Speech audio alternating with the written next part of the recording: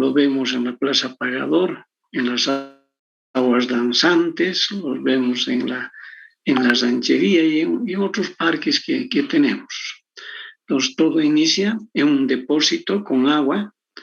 La tubería, en este ejemplo tenemos dos tuberías, primero de 4 pulgadas, a este otro lado de 3 pulgadas. Las longitudes están señaladas. La tubería 1 tiene longitud de 4.5 metros vertical y 3 metros horizontal.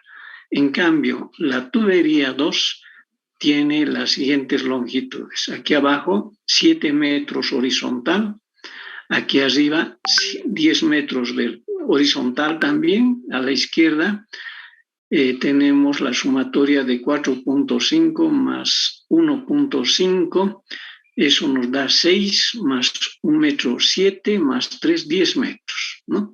10 metros aquí a la izquierda y a la derecha apenas 3 metros en la parte superior por donde descarga el agua hacia el tanque.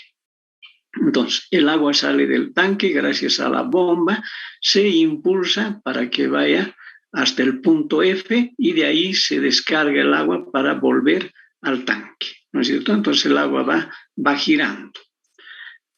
Bien, luego, también ustedes pueden ver los accesorios. Aquí estamos señalando el accesorio K1, es una entrada normal, ¿no es cierto? La unión de tanque con tubería se llama entrada normal.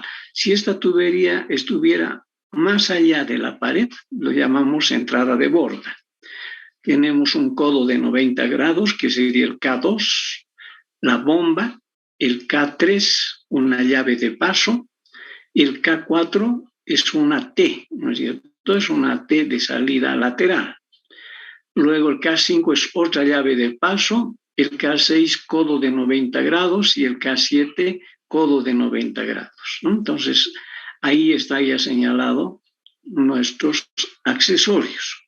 Ahora, ¿qué nos dice el enunciado? Determinar la potencia de la bomba si tiene un rendimiento del 60%. El caudal que circula es de 12 litros por segundo. Entonces se conoce el caudal. El agua tiene una viscosidad de 1.1 por 10 a la menos 6 metros cuadrados por segundo.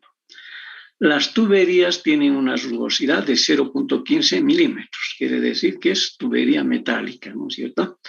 Las longitudes son L1, 7.5, eso se refiere a la tubería de 4 pulgadas, y la tubería de 3 pulgadas, L2, tiene 27 metros. Ese es el total de longitudes, ¿ya? Entonces, ¿cuál es el trabajo que hay que hacer?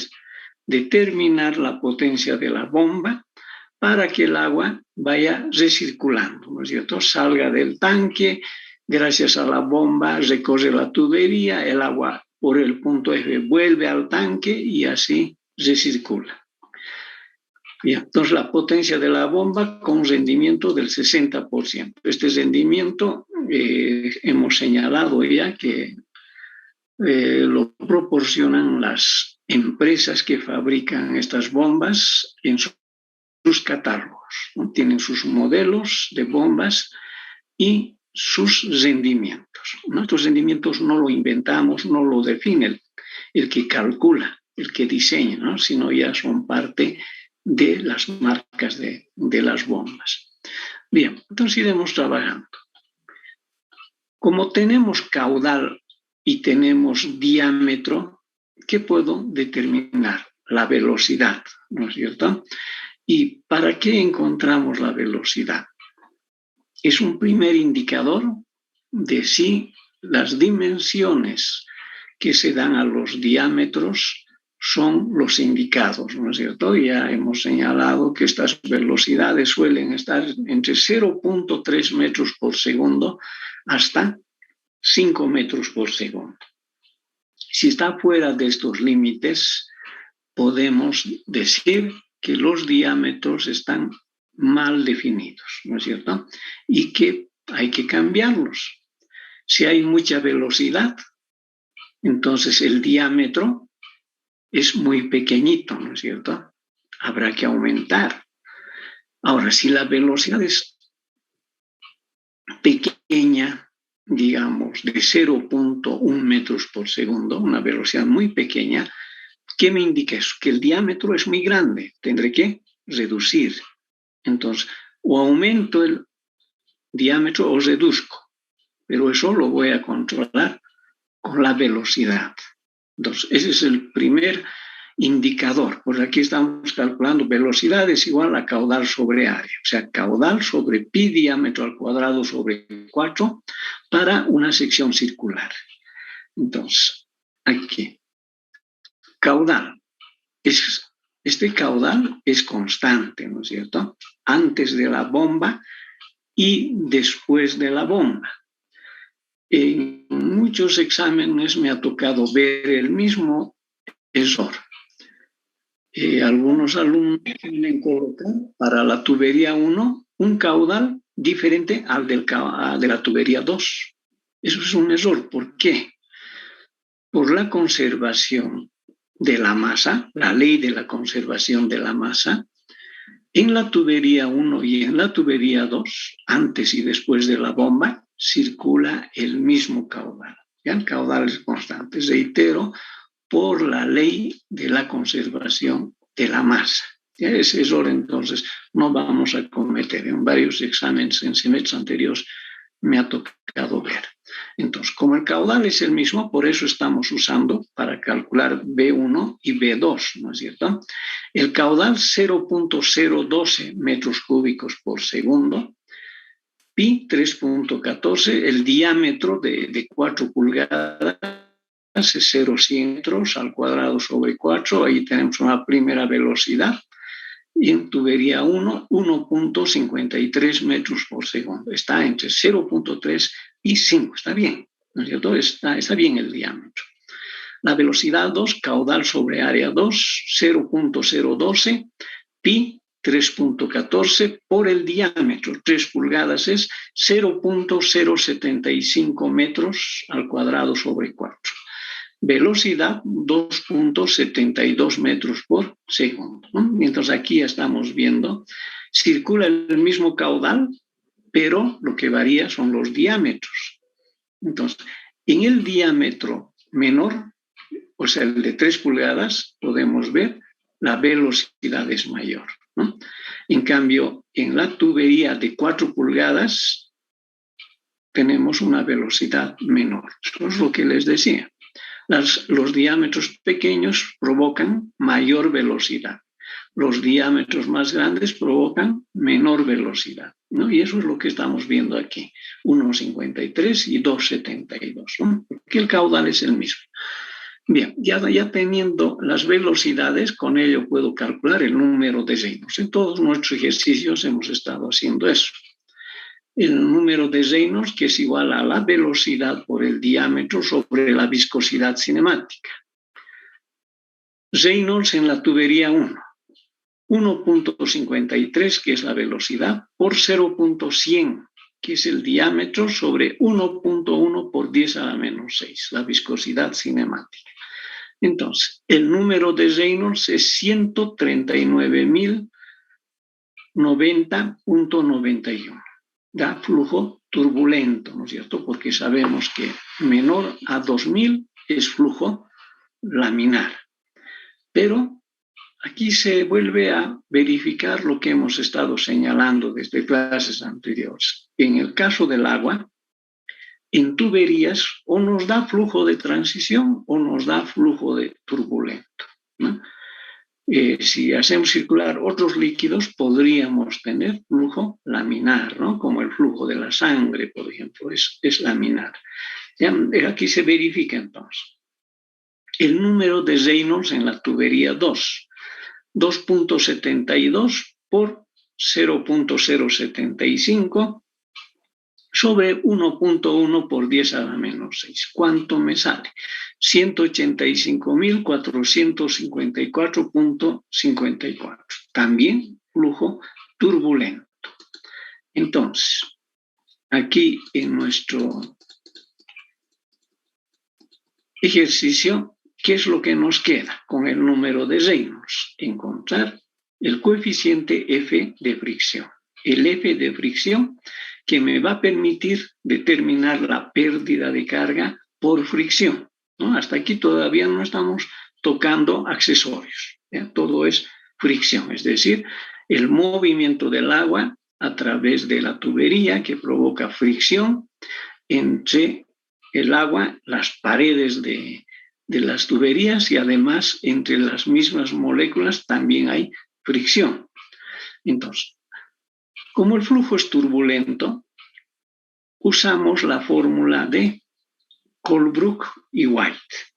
En la clase anterior hemos usado la fórmula de Swan y Jain, ¿no? Y ya sabemos que esta fórmula de Colebrook y White es la exacta. En cambio, la de Swan, Jain y otras fórmulas son aproximadas, ¿no es cierto?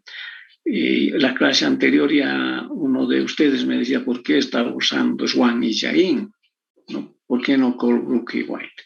Es que tenemos esas opciones, de hecho que no son exactas, son aproximadas, pero la de Swan y Jain, la diferencia está en la tercera cifra decimal más o menos, ¿no? Por ahí es donde está la divergencia con lo que se calcula en Colebrook. Y viendo nuestras soluciones, eso es insignificante. Ya una vez de que encontremos la pérdida de carga, ya sea con Colebrook o con Swan y Jain, van a ver que la pérdida de carga son prácticamente casi coincidentes. Entonces, la de Colebrook estoy volviendo a usar. 1 sobre raíz de f es igual a menos logaritmo decimal de epsilon sobre 3.71 por d más 2.51 sobre el número de Reynolds por raíz de f, ¿no es cierto? Esa es la expresión que estamos empleando. Entonces, se ha planteado esta expresión para las dos tuberías. Tubería 1, tubería 2 nos da F1 0.0232, F2 0.0244. Entonces, epsilon ya no lo hemos reemplazado, ¿no? Pero aquí tenemos ese dato, 0.15 milímetros. Este epsilon, entonces, 0.15 milímetros. Y en la tubería 1, el diámetro 1 es 100 milímetros. En la tubería 2, el diámetro es 75 milímetros. ¿No? ¿Por qué estoy esto señalando? Para recordarles que tanto el numerador epsilon y el denominador diámetro tienen que estar escritos en la misma unidad, ¿no es cierto? Entonces, en milímetros pueden hacerlo en centímetros, en metros, pero no mezclar otras unidades. Reynolds 1, Reynolds 2 conocemos y de ahí sale F1 y F2. Y con ello vamos a la fórmula de Darcy-Weisbach, HF igual a F por L sobre D por velocidad al cuadrado sobre 2 veces G. Entonces aquí estamos directamente ya reemplazando. HF1 igual a 0.0232, que es F1, por longitud 1, que es 7.5 metros, diámetro 1, 0.100 metros, velocidad 1, 1.53, elevamos al cuadrado, y 2 veces G, 2 por 9,81. Entonces me da en la tubería 1 una pérdida de carga de 0.208 metros. Hago lo mismo en la tubería 2, con la fórmula de Darcy-Weisbach, 0.0244 es F2, 27 metros es longitud 2, 0,075 metros, diámetro 2, 2.72, velocidad 2 al cuadrado y 2 veces G. De ahí tengo HF2, 3.312 metros, ¿no es cierto? Entonces, tanto la tubería 1 como la tubería 2 ya tienen sus pérdidas de carga, producto del movimiento del agua, y que aquí nos toca encontrar valores pequeños, ¿no? ejemplos que hemos hecho en clases anteriores, recordarán, hemos encontrado hasta 60 metros de pérdida de carga. ¿Eso qué quiere decir? Que hay un fuerte desnivel o que son diámetros pequeños, ¿no? Por eso están provocando pérdidas de carga elevadas. ¿Ya? Ahora es otra condición que estoy señalando. Diámetros pequeños provocan mucha pérdida de carga.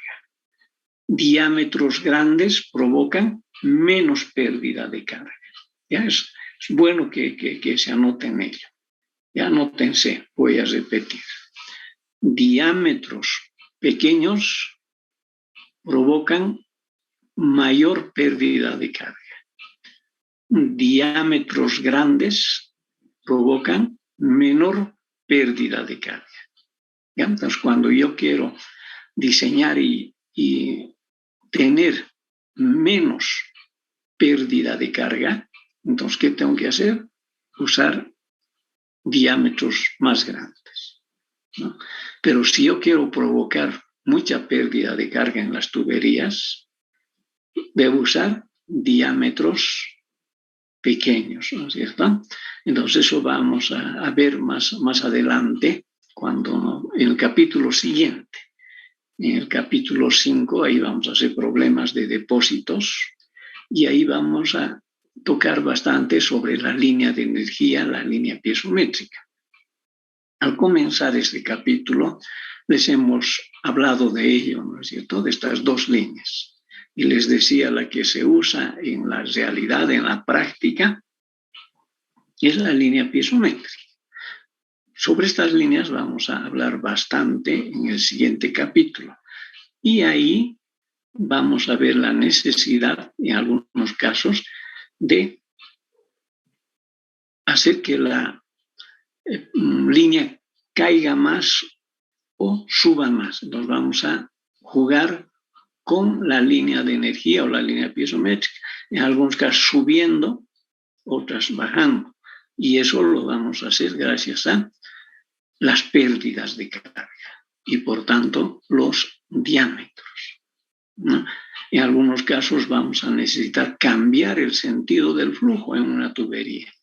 Entonces eso se consigue a partir de las pérdidas de carga, es decir, moviendo las líneas, ya sea de energía o piezométrica.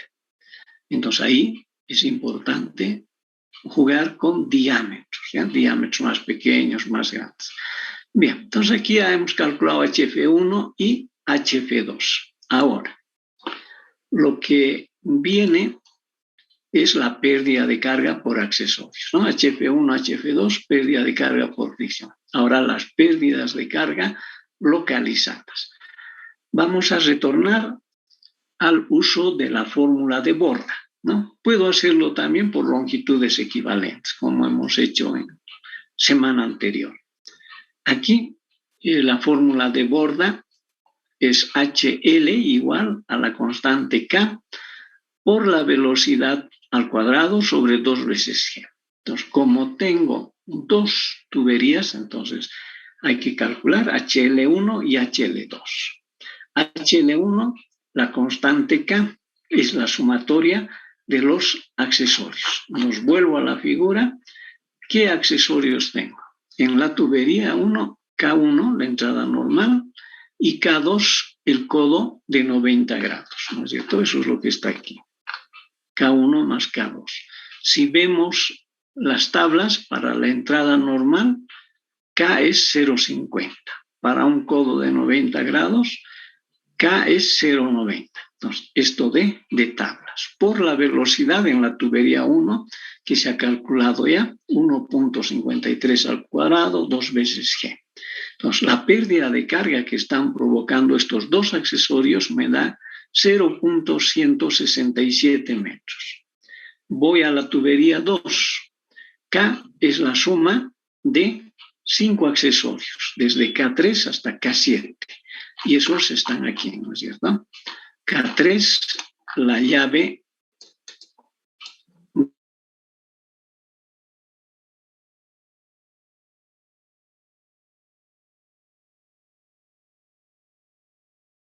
constancia en la tubería 2. Ahí tenemos los siguientes accesorios, ¿no? El K3, que es una llave de paso, el K4 es una T paso lateral.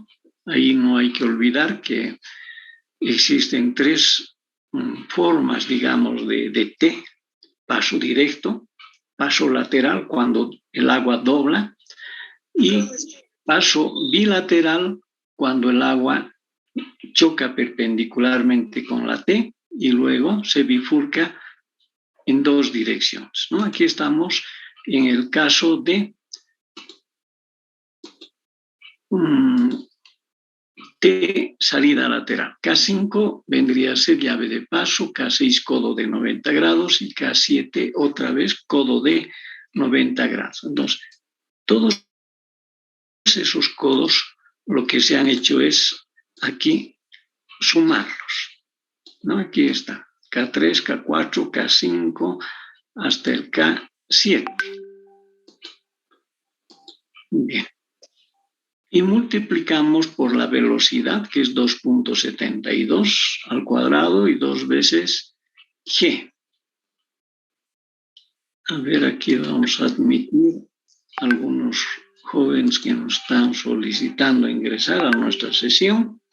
Y HL2 al final 0.20, que es llave de paso, 1.30, la T lateral, 0.20 llave de paso, 0.90 codo de 90 grados y 0.90 codo de 90 grados. ¿De dónde lo hemos obtenido? De las tablas, ¿no? Donde están estos coeficientes.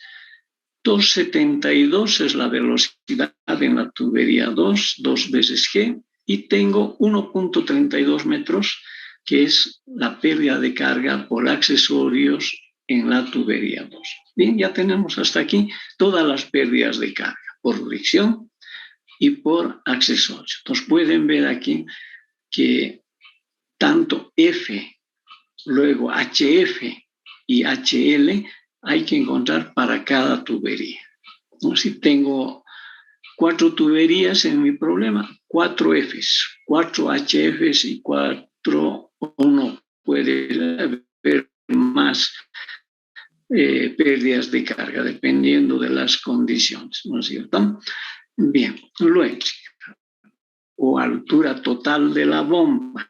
Como nuestro ejercicio, una bomba, en nuestra clase anterior decíamos también, las bombas adicionan energía y las turbinas quitan energía.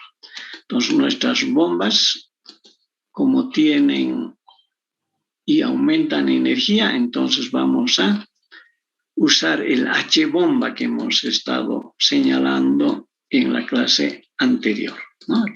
Aquí está la bomba. Entonces pueden ver, estamos trabajando con 2 puntos, E y F, ¿ya? E y F. Entonces volvemos a la figura, aquí. E, el espejo de agua en el tanque. F, la salida del agua por el extremo de la tubería. Entonces, ecuación de energía entre E y F. Entonces, ¿qué es lo que tenemos que hacer al aplicar la ecuación de energía? Imaginarnos una gotita de agua que parte de E, comienza a bajar, llega a K1, sale por ahí esta gotita, recorre por la tubería 1 y llega a la bomba. En ese trayecto, esta gotita que ha partido de E comienza a perder energía, ¿no es cierto? Va bajando, llega a K1 y pierde energía. Va por la tubería, va perdiendo energía, llega al codo, donde está K2, sigue perdiendo energía, va por esta tubería de 3 metros, cada vez menos energía para la gotita. Pero llega a la bomba. En la bomba recibe energía. La gotita continúa yendo, esta energía que le ha adicionado la bomba, otra vez comienza a bajar producto de la fricción en la tubería. Llega a la llave de paso K3, esta gotita otra vez pierde energía, continúa yendo por la tubería, cada vez menos energía y llegó a la T. En la T, otra vez pérdida de energía. Va subiendo, pérdida de energía, llega a K5, llave de paso.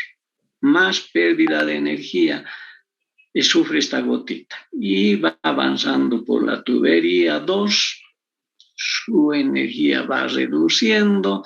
K6 menos energía por la tubería de 10 metros, llega a K7 y hasta F.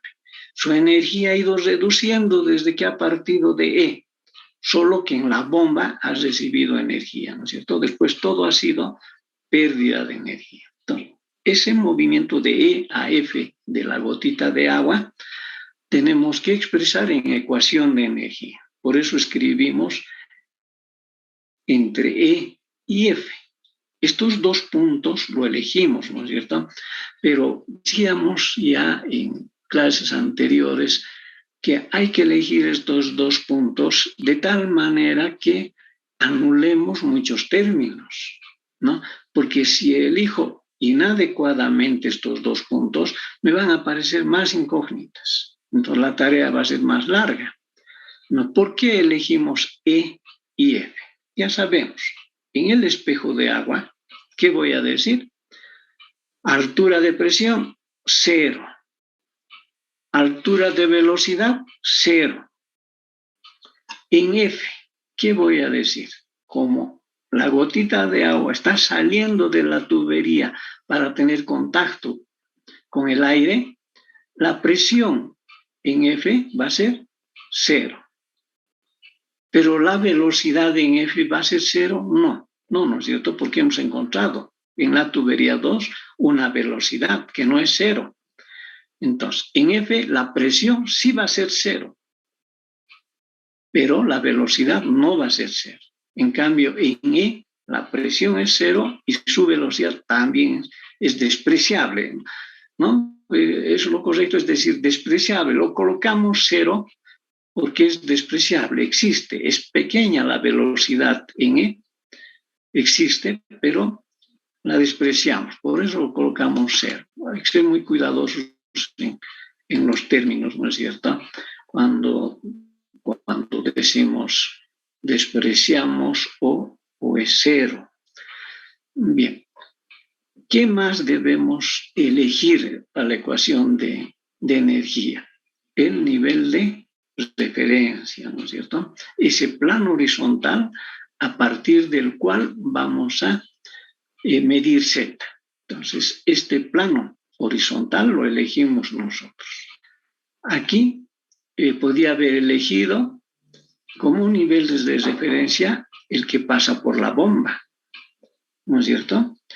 El plano horizontal que pasa por la bomba podía ser mi nivel de referencia. Pero aquí en el ejercicio he colocado el nivel de referencia donde está el espejo de agua, donde está E. ¿Por qué? Porque con ello estoy consiguiendo que ZE sea 0, ¿no es cierto? Entonces, ¿qué es lo que voy a tener? ZF. Según este ejercicio, ZF está a 1 metro, ¿no es cierto? A 1 metro del nivel de referencia. Y ZE es 0. Entonces, con esas consideraciones es que hemos escrito esta ecuación de energía.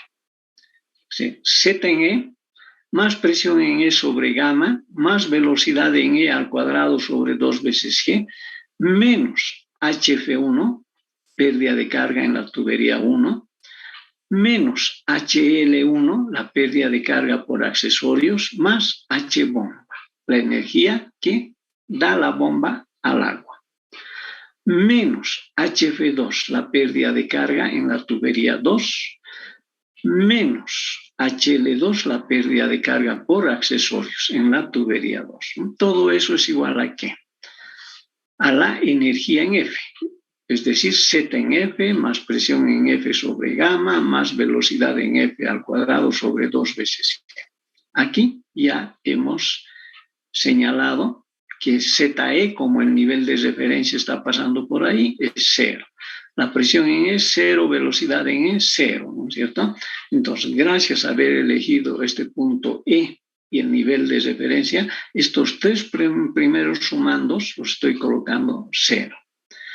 HF1 ya se ha calculado, menos 0.208, menos 0.167, que es HL1, más H bomba. Esta es la incógnita. No sabemos cuánto está adicionando la bomba de energía. Menos HF2, 3.312, que ya se ha calculado, menos HL2, que es 1.32, también calculado, igual a ZF1, la presión en F hemos dicho 0, pero la velocidad en F no es 0, es 2.72, elevamos al cuadrado, y 2 por 9,81. Entonces, de esta expresión, la incógnita H bomba, la despejamos y nos da 6.38 metros. Entonces, con este H bomba ya puedo calcular la potencia de la bomba, ¿no es cierto? Esta potencia que está aquí señalada. Igual a ¿qué? Gamma por Q por H bomba sobre 75 por eta, que es el rendimiento de esta bomba. Entonces, gamma del agua, 1000 kilogramos fuerza por metro cúbico. Caudal, 0.012 metros cúbicos por segundo, es el dato, por H bomba. Entonces, este H bomba es el que ya hemos calculado, 75 y eta. Eta es el dato, ¿no es cierto? 0,60. Entonces, como estoy dividiendo por 75, la unidad va a ser caballo-vapor, ¿no es cierto? Entonces, la potencia que requiere esta bomba es de 1.70 caballos-vapor.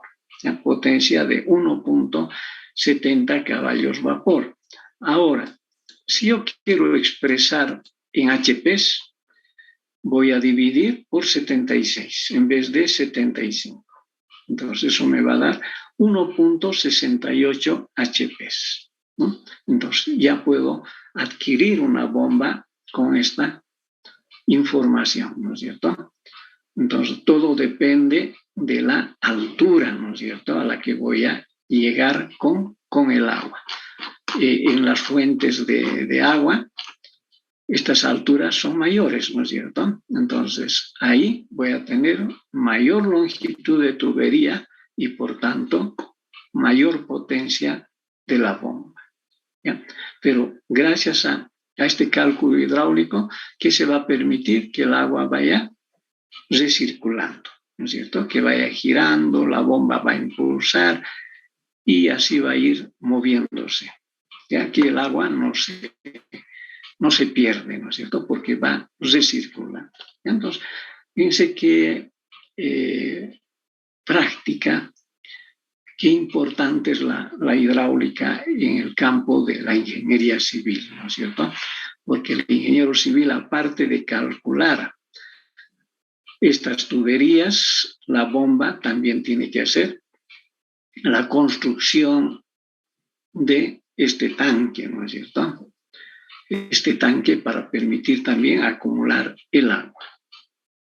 Bien, entonces hemos visto hasta aquí hemos visto que el uso de estas expresiones del número de Reynolds, el F de fricción de Colebrook, el HF de Darcy-Weisbach, el HL de Borda, nos ayudan a resolver los problemas de tuberías, de la hidráulica, ¿no? Pero estos cálculos ahora nos es más fácil realizar y en más corto tiempo, producto de que tenemos ya computadoras, tenemos calculadoras, pero hace muchos años atrás, décadas, cuando no habían estos equipos, los ingenieros, los estudiantes, ¿cómo hacían sus cálculos? Por ejemplo, aquí, para encontrar F, ¿no? cómo tenían que estar pasando peripecias, porque esta función implícita había que resolver con métodos numéricos, ¿no?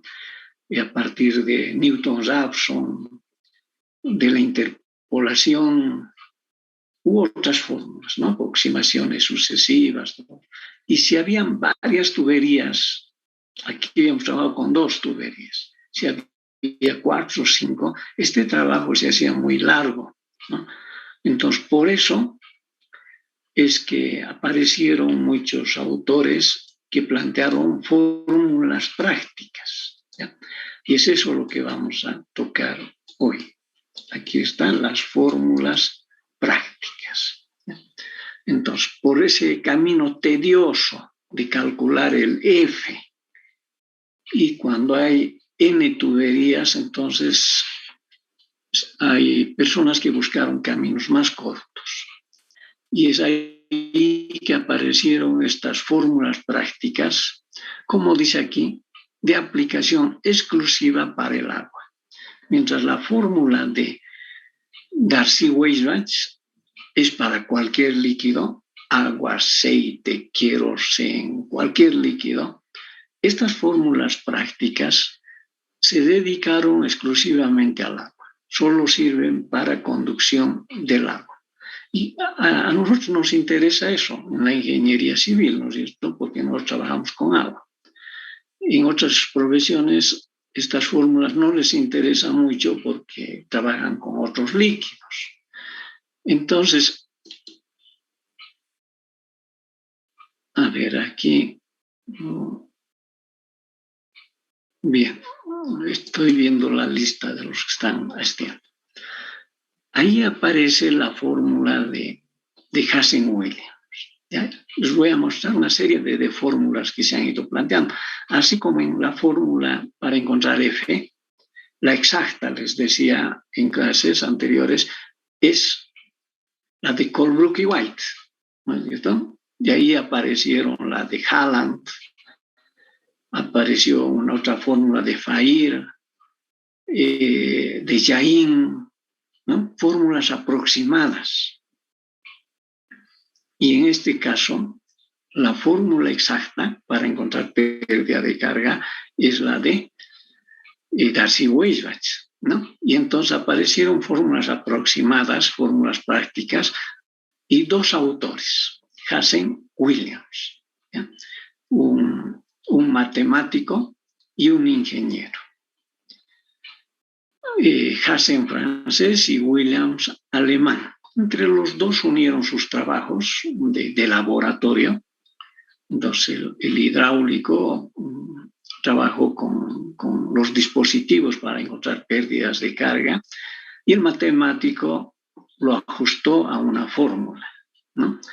Y entonces, pero nos dieron 2 limitaciones, ¿no es cierto? Uno solo para agua y el otro para diámetros mayores o iguales a 2 pulgadas.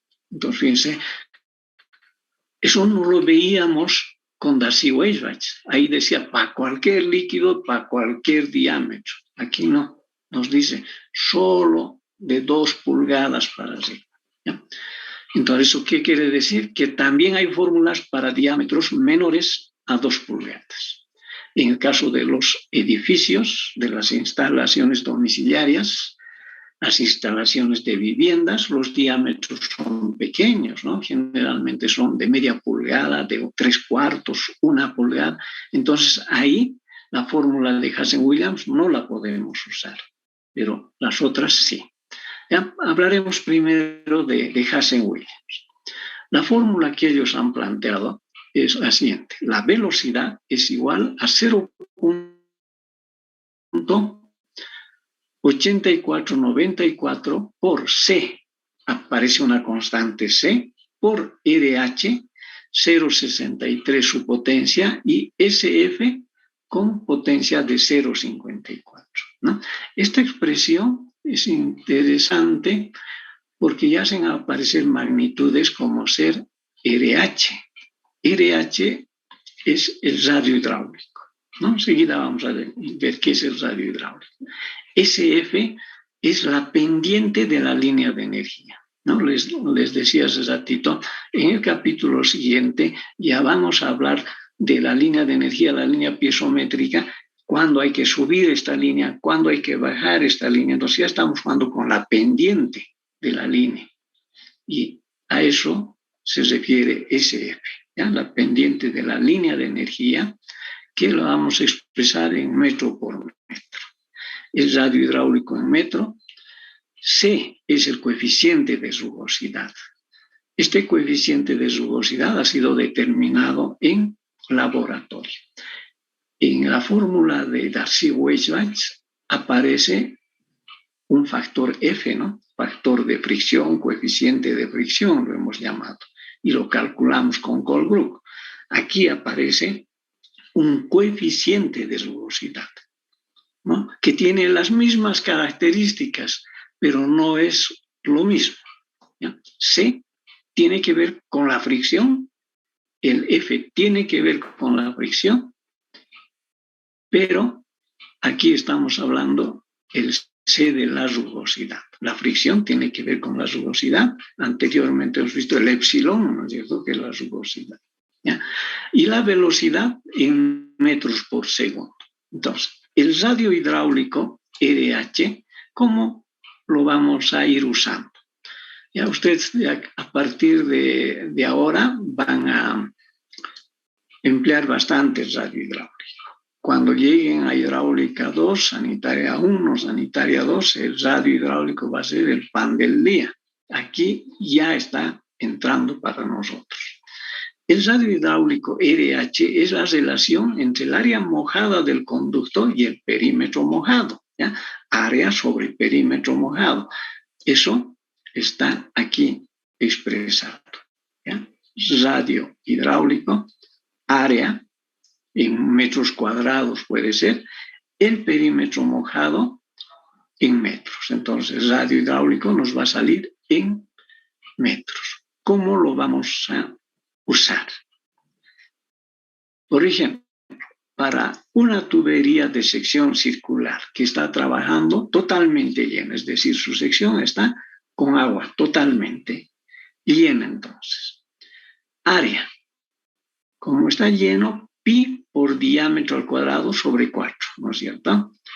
Sobre el perímetro mojado. Aquí en esta figura, el perímetro mojado vendría a ser toda la circunferencia, pi por d. Entonces, el radio hidráulico, si hacemos operaciones, es diámetro sobre 4, ¿ya? Diámetro sobre 4. Para tubo, que trabaja con sección totalmente llena la sección. Ahora, ¿qué pasa si nuestra tubería o tubo trabaja a mitad? Es decir, la mitad del tubo está con agua y la otra mitad está con aire. Empleamos el concepto de radio hidráulico.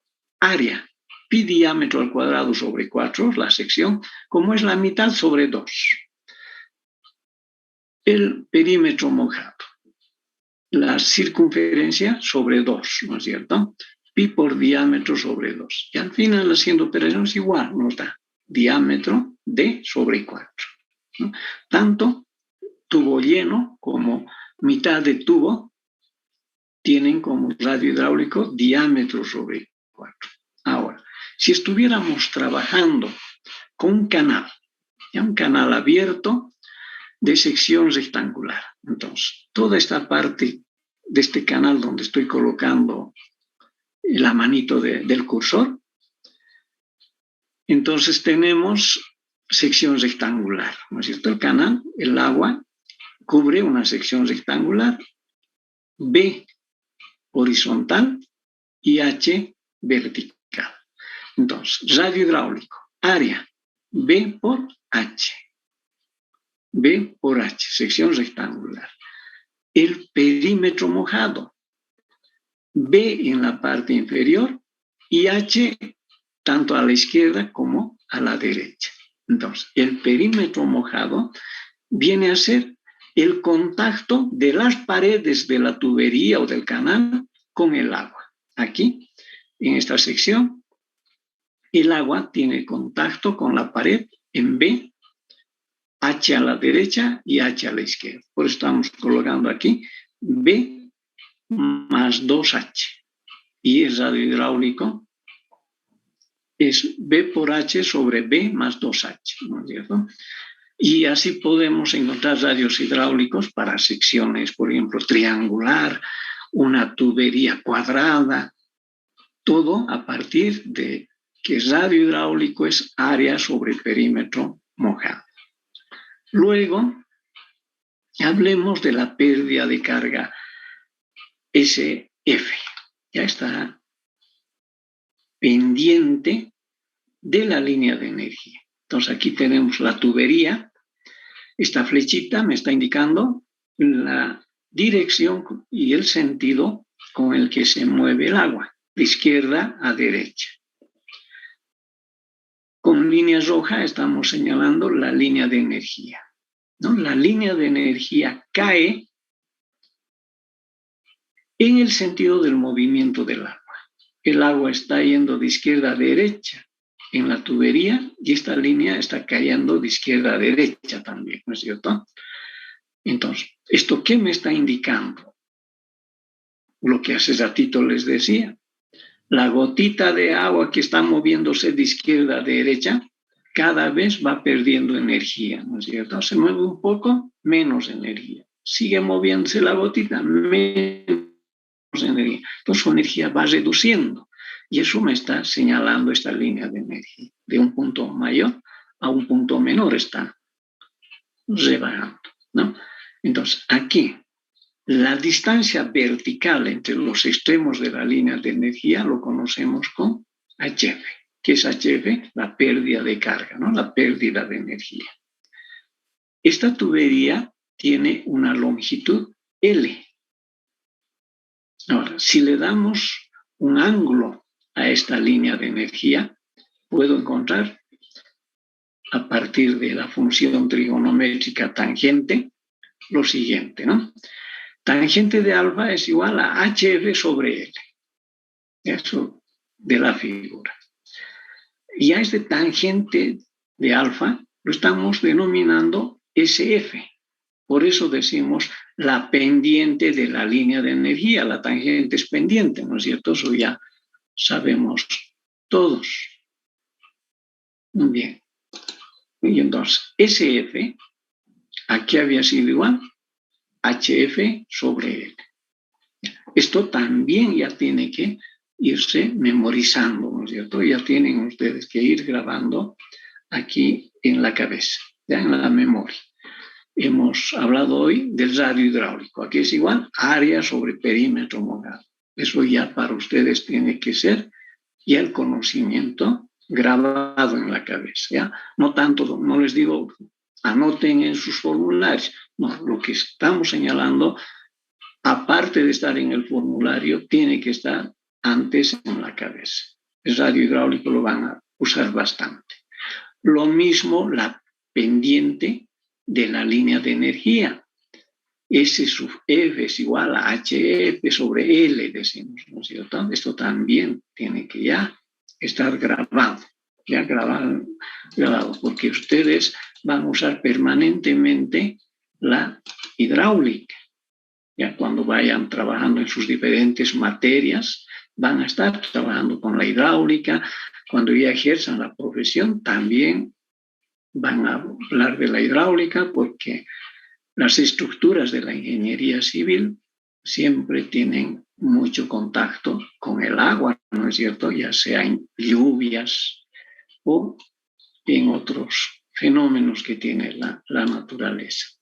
Entonces, ya hemos hablado del radio hidráulico, la pérdida de carga unitaria. Ahora nos toca hablar del coeficiente de rugosidad C, que tiene que ver con la fricción. Este coeficiente C ya ha sido calculado también y ha sido estudiado en laboratorios. Entonces, lo que nosotros hacemos es usar, ¿no? Simplemente lo usamos porque esto ya está en tablas. Entonces, el coeficiente C depende del material de la tubería y de las asperezas de la superficie interna de la tubería.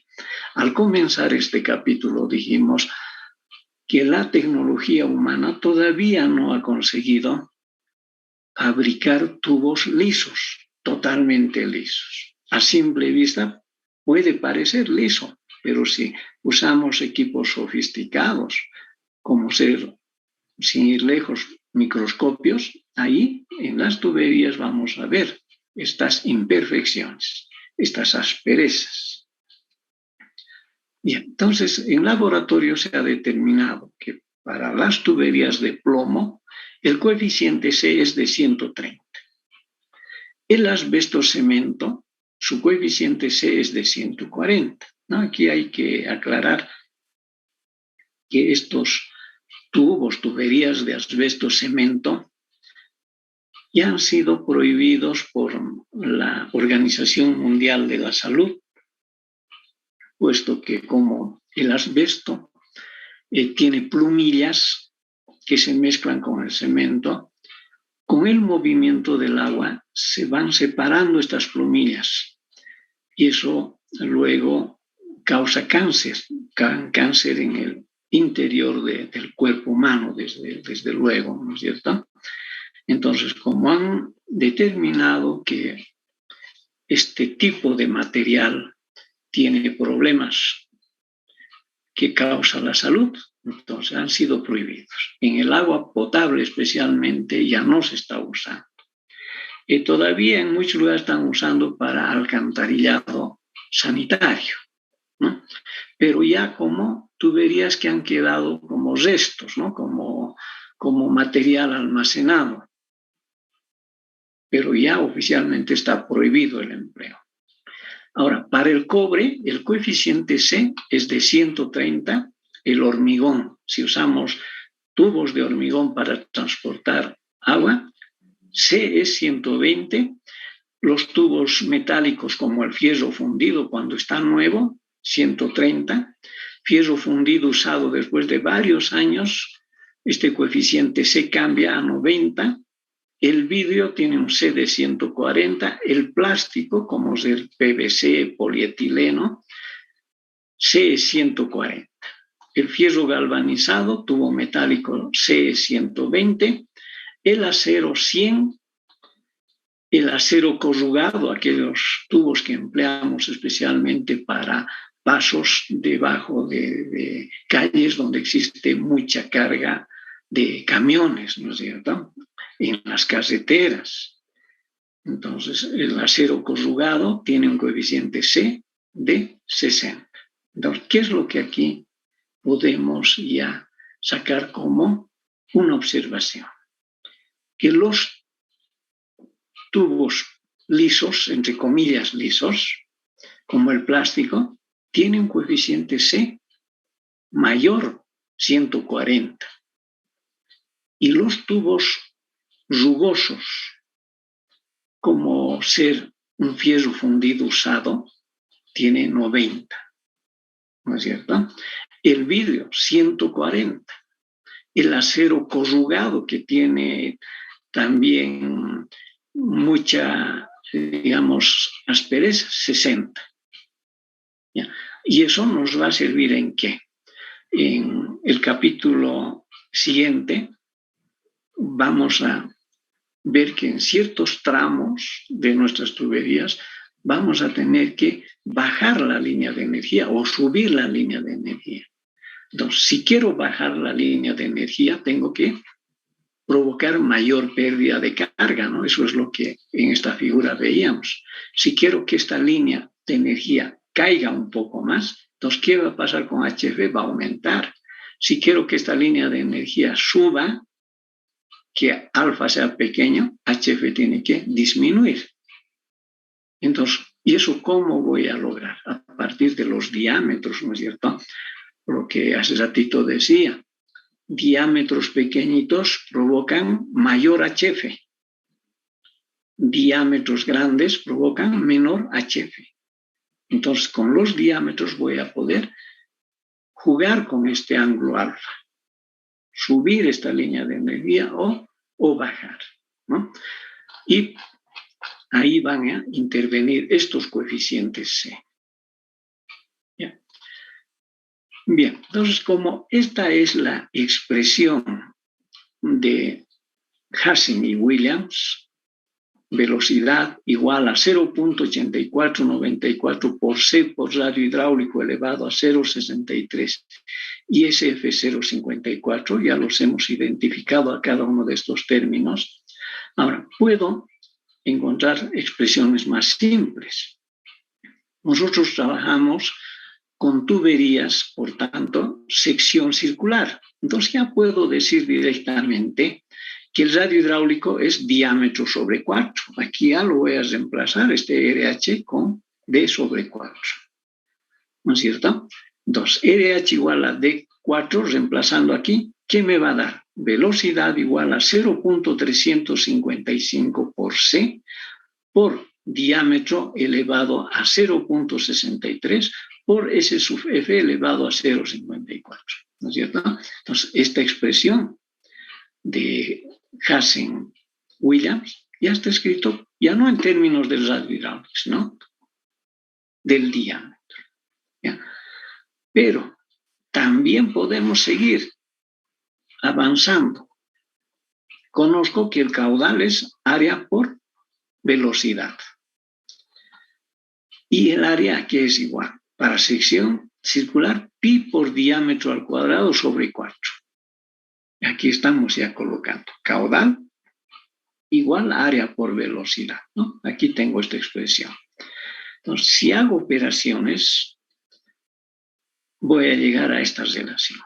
Caudal es igual a 0.278 por C por diámetro, cuya potencia es 2.63 por S sub F con potencia 0.54. Es decir, otra fórmula derivada de Hazen-Williams. Y es esta la que vamos a emplear bastante, ¿ya? Porque han visto ustedes, el caudal es uno de los datos que ya sea lo calculamos o son información de partida, ¿no es cierto? Entonces, esta relación también ya tienen que ir memorizando. Caudal es igual a 0.278 por C por el diámetro D elevado a 2.63 por S sub F elevado a 0.54. Ya van a ver que a partir de ahora es esta expresión la que voy a usar. Ya bastante. Que podemos escribirlo también de esta manera. En vez de S sub F, colocarlo HF sobre L. ¿Ya? HF sobre L. Entonces, el caudal es igual a 0.278 por C por diámetro 2.63 por HF sobre L, 0.54 su potencia. Ahora, si de aquí despejo HF, la pérdida de carga, ¿qué voy a tener? HF igual caudal sobre 0.278 por C por diámetro elevado a 2.63, todo eso a 1.054 por L. Entonces, ya tenemos otra relación, ¿no es cierto? Uno para el caudal y otro para la pérdida de carga. Mientras hace rato usábamos la de Darcy-Weisbach y decíamos HF es igual a F por L sobre D por velocidad al cuadrado sobre 2 veces G. Ahora la de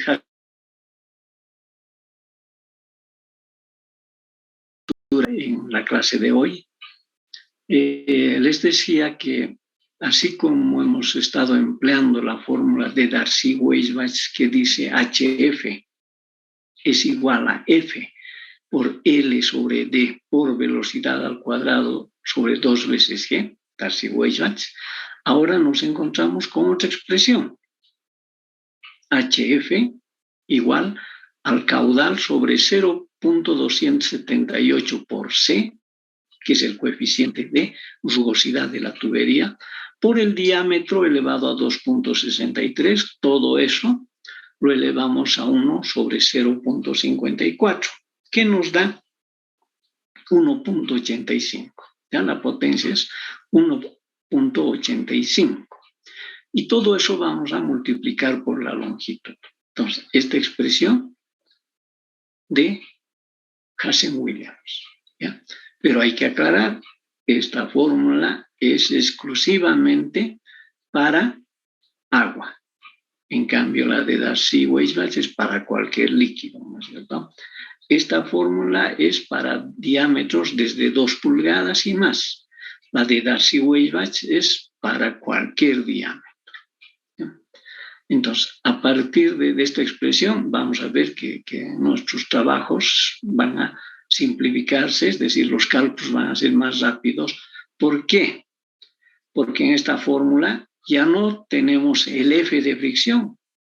El F de fricción, ¿cómo determinábamos? A partir de Colebrook. Y para Colebrook necesitábamos el número de Reynolds. Aquí no hay número de Reynolds. El C no se calcula, sino ya está en la tabla, ¿no? Esas comparaciones hay que hacer. El C de la rugosidad está en tablas. En cambio, el F de Colebrook, que tenía que ver con la rugosidad, se calculaba, ¿no? Entonces, por eso es que esta fórmula se dice práctica, porque nos va a ayudar en los ejercicios, van a ser más cortos, ¿ya? Eso vamos a ver en este siguiente ejemplo, pero ya el tiempo no nos va a alcanzar.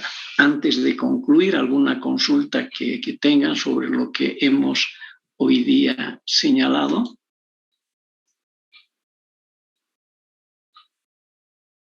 Bien, aquí nos hacen una consulta. Dice, los valores de la viscosidad del agua y epsilon de la rugosidad, ¿siempre serán datos o se tendrá que asumir en cada ejercicio? No. La viscosidad no la podemos asumir. La viscosidad depende de la temperatura y está en tablas. Entonces, si se dice, si está circulando agua a 15 grados centígrados, está circulando agua a 5 grados centígrados, por ejemplo, en el caso de nuestra ciudad. Si hago cálculos para el invierno, vamos hablando de junio, el agua, ¿a cuánto de temperatura estará circulando por la tubería? Estará a 5 grados centígrados. De hecho, está encima de cero, ¿no es cierto? Por eso está circulando. Pero el agua, en estos días que estamos ya teniendo días calurosos, ¿no es cierto? El agua, ¿cuánto estará circulando? Seguramente a 15 grados centígrados. A veces abrimos nuestro grifo de la pila y sale agua caliente, ¿no es cierto? Estará eso a 20 grados centígrados, ¿no? Entonces, la viscosidad del agua depende de la temperatura, depende de la hora. Y en los cálculos, por ejemplo, en el alcantarillado, se dice asumir una temperatura de 20 grados centígrados. Entonces, para eso hay que recurrir a las tablas y buscar la viscosidad cinemática para 20 grados centígrados, ¿no? Entonces, la viscosidad no la podemos asumir alegremente, sino depende de la temperatura y eso lo saco de tablas. ¿Ya? Ahora, me dice también qué pasa con el epsilon, la rugosidad. Eso está también en tablas, ¿no es cierto? Hemos visto el epsilon, la rugosidad para el cobre, el epsilon para el fierro galvanizado, el epsilon para el PVC, el epsilon para tubos de acero. Ya, generalmente en nuestros problemas, estoy hablando de problemas prácticos, porque la hidráulica ustedes han debido estar ya notando que es una rama totalmente práctica, es lo que tenemos en el diario vivir. Cómo llega el agua hasta nuestras casas, a nuestros grifos, a nuestras duchas. O sea, a través de estas expresiones que nosotros estamos empleando, que se puede explicar, que se puede definir. ¿no? Y en la ingeniería hidráulica, que es totalmente práctica, que es la que vivimos día a día, entonces el épsilon la obtenemos siempre de tablas, ¿no? Porque está determinado para cada material. Los épsilones no se han inventado, sino se ha dicho, a ver, el hormigón, los tubos de hormigón, ¿qué épsilon tiene? Se ha investigado en laboratorio. ¿Ya? Tubos de madera, ¿qué épsilon tienen? Entonces, épsilon como Reynolds, o mejor dicho, viscosidad cinemática, lo tenemos de las tablas. ¿Ya? Aquí me hacen otra pregunta.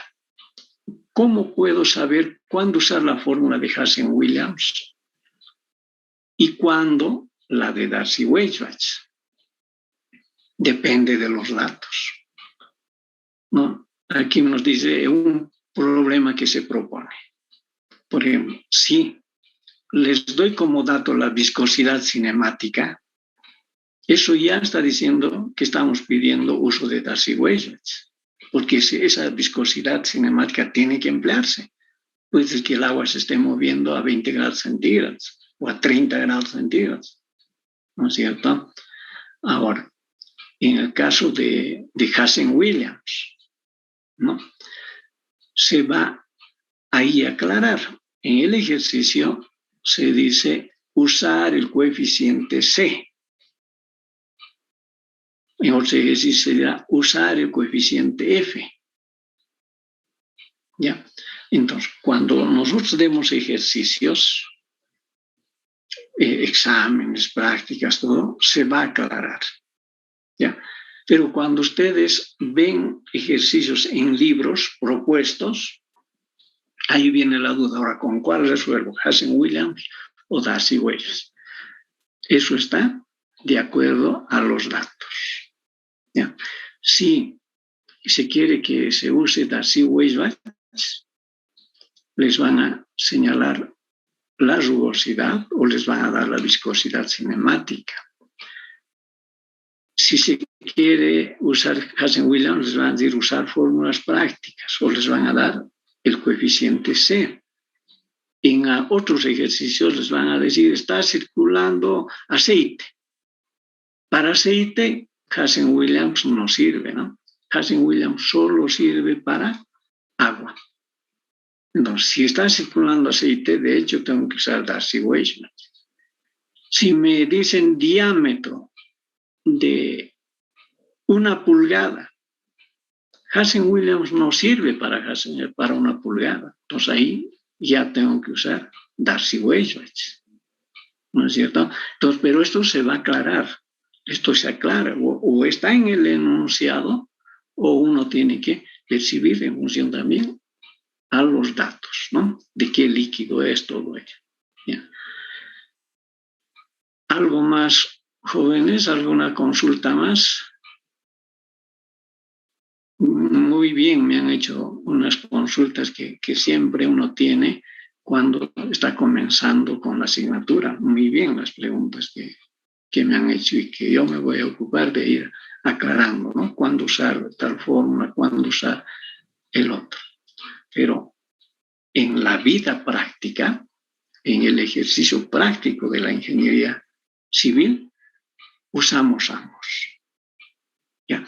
Hace rato yo les decía, no hace rato, muchas clases antes yo les decía, ¿usamos línea de energía o usamos línea piezométrica? Y en la realidad se usa la línea piezométrica, les decía, ¿no es cierto?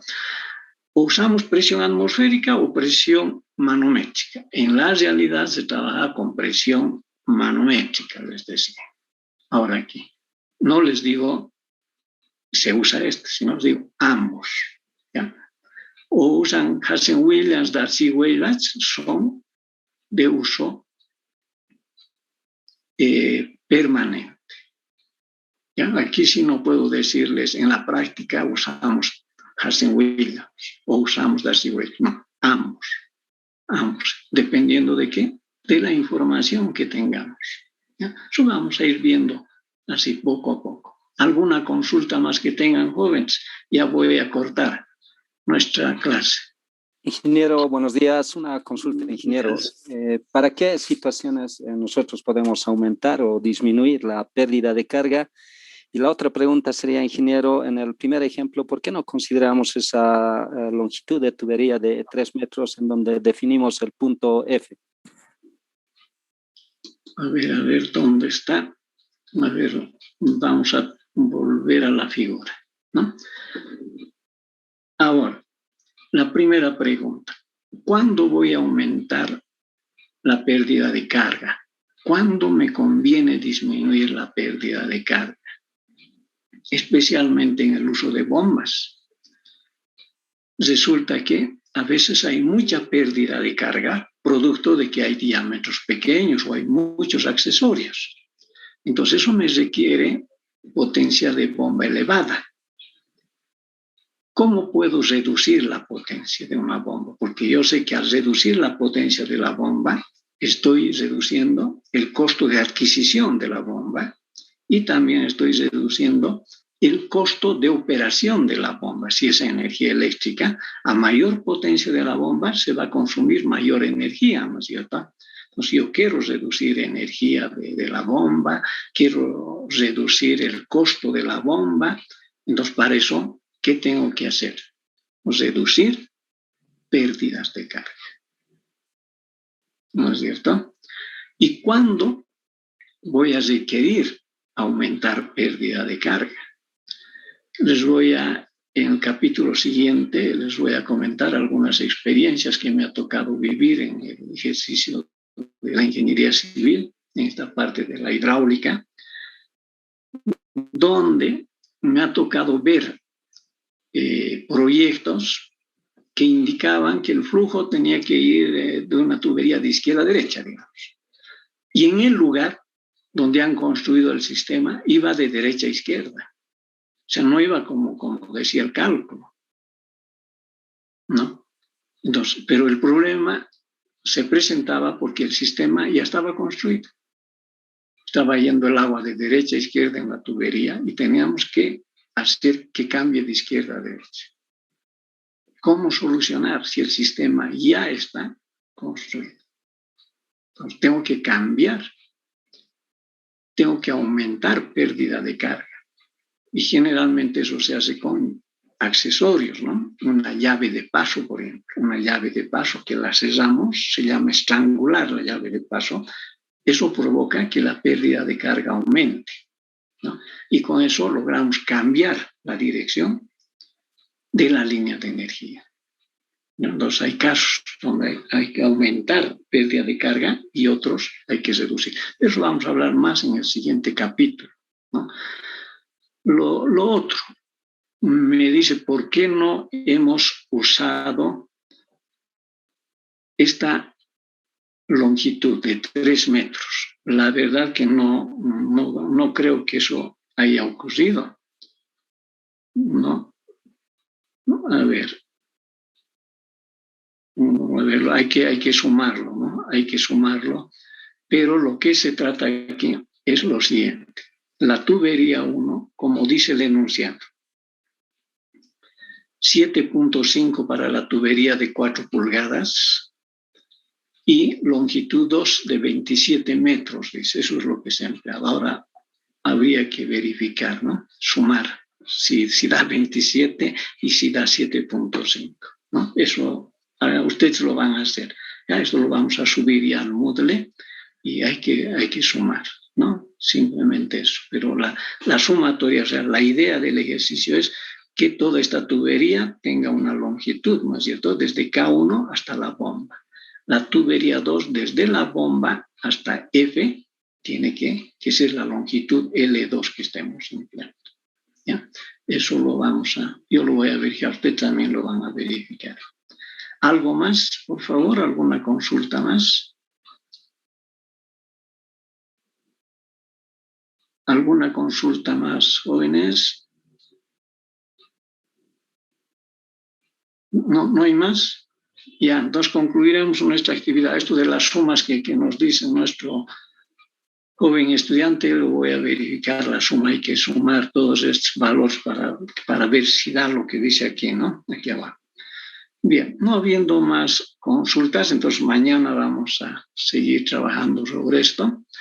Gracias, señor auxiliar, por toda la colaboración. Gracias a ustedes, jóvenes estudiantes.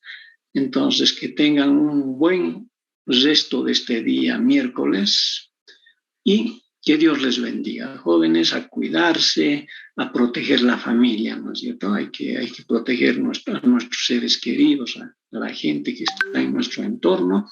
Hay que cuidarles, hay que protegerlos, porque si el virus nos ataca, cae uno y caemos todos. ¿Ya? Nos protegeremos, jóvenes. No se olviden el barbijo, el uso del alcohol, del jabón. Cuanto más cuidado pongamos, más pronto vamos a volver ya a la vida normal, ¿no? Y todos queremos ya volver a la vida normal, ¿no es cierto? Ya estamos cansados cuando uno sale a la calle, el barbijo no es cómodo, ¿no? O simplemente adquirimos algo en el mercado, nos devuelven cambio y ese rato hay que ponerse alcohol. No es nada cómodo, pero no queda otra. Hay que seguir. Y si todos nos cuidamos, todos tomamos las medidas de bioseguridad, pronto ya vamos a salir de la pandemia y vamos a tener nuestra vida normal, ¿no es cierto? Pero eso lo vamos a lograr si es que nosotros aportamos, si nosotros nos cuidamos. Bien, pues que tengan buen día miércoles. Hasta luego. Hasta luego, jóvenes. Hasta mañana, Inge. Hasta mañana, hasta mañana. Hasta mañana.